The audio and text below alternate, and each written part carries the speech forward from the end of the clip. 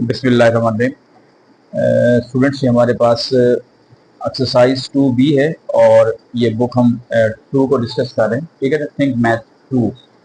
अच्छा, इसमें जो क्वेश्चन नंबर हम 1 को आज डिस्कस करते हैं, ये लिखा हुआ है आपके पास, using the graphical method solve each of the following pairs of simultaneous equations. ठीक है, इसके लिए थोड़ी सी चीज़ें आपको एक कॉन्सेप्ट समझ लीजिएगा कि जब हम बात कर रहे होते हैं साइमल्टेनियस इक्वेशंस का, देते solution of simultaneous equation, solutions of simultaneous equations. जब हम साइमल्टेनियस इक्वेशंस को सॉल्व करते हैं, क्योंकि आपने ये चीजें पहले पढ़ी हुई हैं कि दो इक्वेशंस जो होती हैं वो आपके पास दो वेरिएबल की फॉर्म में होती हैं। ठीक है ना, यानी कि सपोज 2x + 3y = 7 और 5x - 8y = फॉर एग्जांपल 10।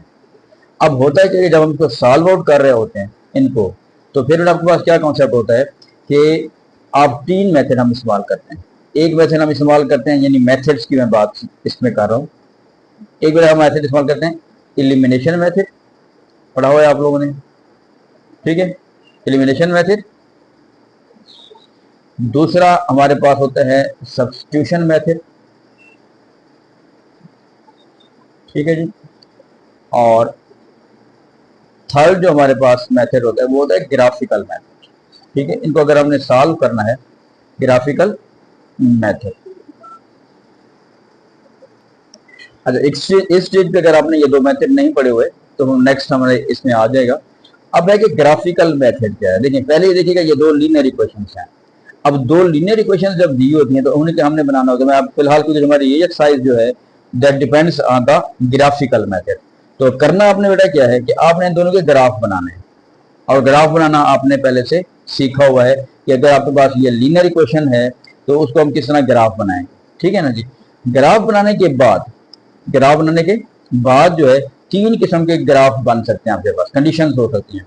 पहली कंडीशन ये है कि आपका ग्राफ इस तरह बन सकता है कि ये एक्स एक्सेस है, ये वाई एक्सेस है। फॉर एग्जाम्पल, एक लाइन यूं आ रही है और दूसरी लाइन यूं आ रही है, दे आर इंटरसेक्टिंग। जिस भी पॉइंट पे इंटरसेक्ट करेंगे, इधर से एक्स का कोऑर्डिनेट होगा और इधर से क्या होगा बेटा, वाई कोऑर्डिनेट होगा। तो वो आपका सोल्यूशन आ जाएगा, वही आपका आंसर हो जाएगा। दूसरी कंडीशन क्या हो सकती है कि आपके पास जब हम ग्राफ बनाते हैं, एक्स एक्सेस है और ये वाई एक्सेस है, आपके पास क्या बनता है जी, एक लाइन यूं बन गई है, दूसरी लाइन भी ऐसे बनती है। मतलब क्योंकि हमारे पास इक्वेशन हमेशा दो ही होंगी, जिन दो का हमने ग्राफ बनाना। ठीक है, तो ये दोनों इसे कहते हैं पैरेलल लाइंस। क्या कहेंगे बेटा, पैरेलल लाइंस।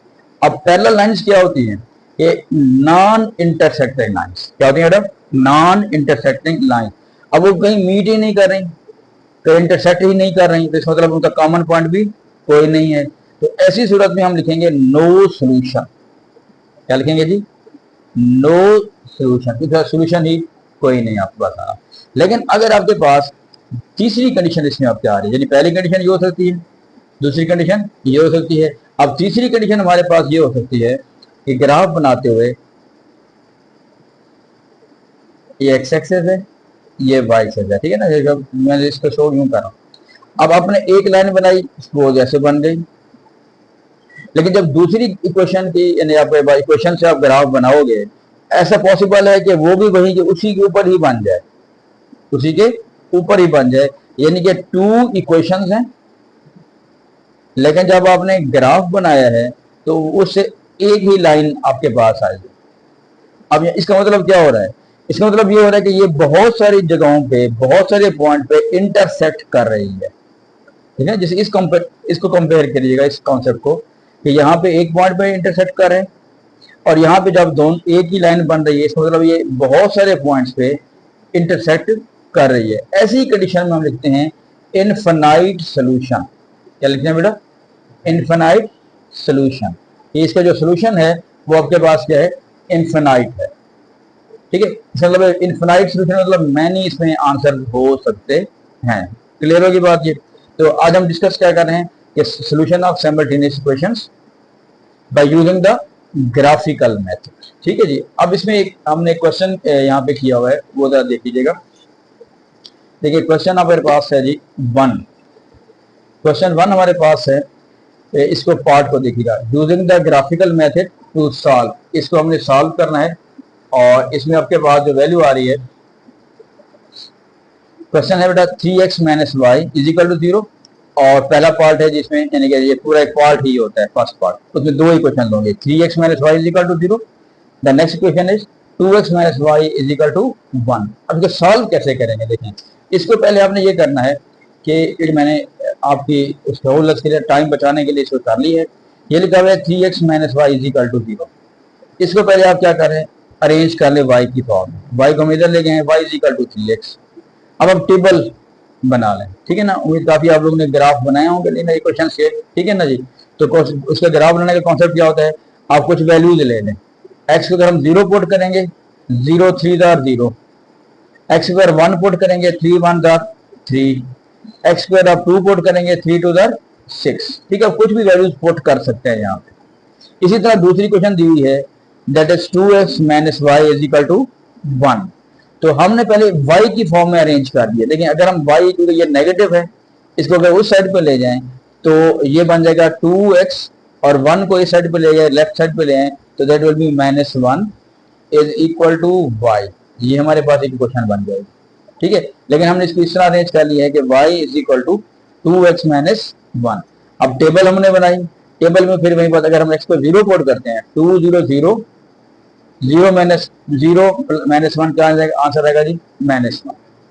जब हम 1 पुट करेंगे, 2 1 जा 2, ठीक है, 2 में से 1 निकालेंगे, 1 आ जाएगा। फिर अगर हम 2 पुट कर रहे हैं, 2 2 दर 4, 4 माइनस 1 दैट विल बी 3। अब रिपीट में कर रहा हूं कि ऊपर जो वैल्यूज हैं वो हम कुछ भी अप्लाई ले सकते हैं, लेकिन क्योंकि जो है वैसे हमने फर्स्ट पार्ट में 0 1 2 लिए, इधर भी हमने वैसे ले लिया, ये आपके पास बन गया। अब ग्राफ बनाने का कॉन्सेप्ट क्या होता है कि आपने, ये बेटा एक्स एक्सिस है, ये आपका वाई एक्सिस होता है। यहाँ पे ये हमारे पास जो है जैसे वाला ओरिजिन, और हम अगर ग्राफ पे आपने बनाना है वो मैं बताता हूँ कि कैसे आपने बनाना है। ये सिर्फ मैं ऐसे थोड़ा सा यूं समझा रहा हूँ, स्केच बना के बता रहा हूँ, ठीक है ना जी। आपने क्या करना है बेटा, अगर यहाँ पे 0 है, ये 1 हो गया, ये 2, ये 3, ये 4, इस तरह ये 5। अगर ये 1 है, 2 है, 3 है, 4 है, अब कर क्या सकते हैं आप, अगर बहुत बड़ी वैल्यूज आपके पास आ रही हैं तो इसको आप 2 4 6 भी कर सकते हैं। लेकिन इसमें ये ख्याल रखना होता है, एक्स एक्सिस में और माइनस एक्स एक्सिस में आपने एक जैसा यूनिट बनाना है। यानी अगर आपने इधर 1 1 का गैप रखा है तो लेफ्ट साइड पे इधर भी आपने क्या करना होगा, 1 1 का गैप रखना होगा। ऊपर आपने अपर जो है अगर 1 1 का गैप रखा है, नीचे भी आपने 1 1 का गैप रखना होगा, यानी इनके गैप सेम होते हैं, ठीक हो गया जी। अब आपने क्या करना है, फर्दर मैं एक दो पॉइंट ले रहा हूँ, अगर x 0 है y 0 कहाँ बनेगा, बिल्कुल यहाँ पे आ जाएगा। डॉट भी लगा सकते हैं, क्रॉस भी लगा सकते हैं। अगर x 1 है तो y 3 है, x 1। अच्छा, अब आपका जैसे हम कोई भी पॉइंट होता है, ये लास्ट भी हम डिस्कस कर चुके हैं कि कोई भी पॉइंट होता है उसके दो कोऑर्डिनेट होते हैं, एक क्या होता है x, दूसरा क्या होता है जी y। x कोऑर्डिनेट शो करता है कि राइट और लेफ्ट, कि आपने कितना राइट जाना है या कितना लेफ्ट जाना है थ्रू ओरिजिन, ओरिजिन से कितना राइट जाना है या कितना लेफ्ट जाना है। अब राइट अगर पॉजिटिव होगा x की वैल्यू, तो इसका मतलब आपने राइट मूव करना है। अगर आपके पास नेगेटिव होगी तो it means that you will move from origin to left, कि आपने लेफ्ट मूव करना है। क्लियर होगी बात ये। इस तरह जब y कोऑर्डिनेट्स की बात होती है, इसका कॉन्सेप्ट होता है अपवर्ड या डाउनवर्ड, कि अगर वहीं पास बात है, अगर y कोऑर्डिनेट आपके पास पॉजिटिव आ रहा है तो फिर आप अपवर्ड मूव करेंगे, और अगर वो आपके पास नेगेटिव आ रहा है तो आप यहाँ पे डाउनवर्ड मूव करेंगे। क्लियर होगी बात ये। अब एक दो पॉइंट आपको बता दूं कि कैसे हमने प्लॉट करने हैं। अगर x 0 y 0 यहाँ पे आ गया बेटा, अगर x 1 है, क्योंकि बेसिकली ये पॉइंट को आपने इस तरह देखना होता है, x अगर 1 है तो y 3 है, y 3 अपवर्ड जाएंगे डाउनवर्ड, अपवर्ड जाएंगे तो ये पॉइंट यहाँ पे आ जाएगा। इसके लिए 2-3 पॉइंट काफी हैं। तो अगर आप स्केल यूज करेंगे बेटा, स्केल से आपने, और इसको आप एक्सटेंड भी कर सकते हैं, ये नहीं का छोड़ दें। हमने 2 पॉइंट लिए हैं, लेकिन आपने जितने भी इनमें टेबल कंप्लीट करते जाएंगे बिल्कुल लाइन ऐसे बढ़ती जाएगी। दूसरा आपके पास क्या आ रहा है जी, देखिए दूसरी कुछ लाइन आ गई, x 0 y माइनस 1, x 0 है लेकिन y माइनस 1 है। अब अपवर्ड जाएंगे कि डाउनवर्ड, डाउनवर्ड आ जाएंगे, नीचे आ जाएंगे। फिर अगर x 1 है तो y भी 1 है, x 1 ये हो गया, y1 है, पॉजिटिव 1 है तो अपवर्ड चले जाएंगे। इस तरह अगर x2 है, x2 यहाँ पे हो गया, ठीक है ना, और y3 है, अपवर्ड जाएंगे तो आपके पास ये आ रहा है, ठीक है। जब पॉइंट तब लगाएंगे जब आपने ये पूरा पॉइंट देखना है कि x2 आ रहा है और y3 आ रहा है, वहां पे जाके। अब देखिए बेटा क्या करेंगे, इसको आपने लाइन बना दी, हो गया, लेकिन आपने फिर मैं रिपीट कर रहा हूं, इसको आपने एक्सटेंड कर देना, यहाँ पे इसको यूं एक्सटेंड करके जाएंगे। अब आप देख रहे हैं यहाँ पे, जहाँ पे ये कट करके मैंने यहाँ पे स्केच बनाया है, यहाँ पे ये कट कर रहा है तो नॉर्मली ये -1 बिटा रहा है इस पॉइंट को। तो देखें ये आपके पास आ रहा है -1, x का -1 है, पहले x लिखेंगे हमेशा और फिर क्या लिखेंगे y आपका क्या आ रहा है, ऑलमोस्ट -3 आ रहा है। तो ये आपके पास इसका सोल्यूशन आ जाएगा, ठीक है, इसका आंसर आपके पास आ जाएगा, ठीक है। इस सोल्यूशन को हम, यानी आंसर को हम सोल्यूशन भी कह रहे हैं या रूट्स भी कहते हैं। क्लियर है की बात जी। अब आपने करना क्या है, देखिए अब आपके लिए मैंने ये ग्राफ भी हमने बनाया हुआ है, ग्राफ बिल्कुल उसी का जैसे हमने यहाँ पे स्केच मैंने आपको बना के दिखाया है, बिल्कुल हमने उसी को एक्चुअली ग्राफ पे बनाया हुआ है। और एक्चुअली ग्राफ पे जब आप बनाएंगे तो उसमें भी देखिएगा आपने जितनी लाइंस बनाई हुई हैं, पॉइंट्स बनाए हुए हैं, लेकिन आपने उसको क्या कर देना है, एक्सटेंड कर देना। वो जहां पे जाके मीट करेंगे, जैसे आपको मैंने अभी बात बताई है कि वहां पे वो 3 कंडीशंस होती हैं, ठीक है। अगर वो मीट भी कर सकती हैं, वो आपके पास जो है ना वो पैरेलल लाइंस भी हो सकती हैं, और वो आपके पास जो है नॉन पैरेलल वो भी हो सकते हैं, एक ही लाइन भी बन सकती है। यही सारा कॉन्सेप्ट, तीनों में से कोई एक कॉन्सेप्ट आ सकता है। ज्यादातर ये कंडीशन बनती है, लेकिन इनमें से कोई भी कंडीशन हो सकती है, ठीक है। कभी ऐसा भी कह सकते हैं कि solve the simultaneous equation graphically if possible.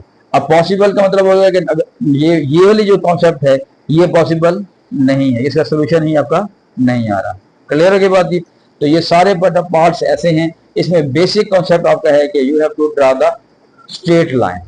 Straight line हमेशा के ऊपर बनेगी। ये हैं लीनियर इक्वेशंस, यानी x की पावर भी यहाँ पे बेटा 1 आ रही है और y की भी पावर यहाँ पे क्या आ रही है, 1 आ रही है। तो जब पावर 1 होती है तो हमेशा वो this is known as a linear equation, और लीनियर इक्वेशन से हमेशा क्या बनेगा आपका ग्राफ, स्ट्रेट लाइन ही बनेगी। ओके, क्लियर होगी। चलिए अब इसको इस क्वेश्चन को भी बेटा दोबारा कीजिएगा। Best of luck. और इसको स्टार्ट यहाँ से कर लें क्योंकि आपके पास सोल्यूशन इसको आपके सामने आ जाएगा। उसके बाद फिर आप नेक्स्ट पार्ट करें, फिर नेक्स्ट पार्ट कीजिएगा, ठीक है ना जी। क्लियर हो गया।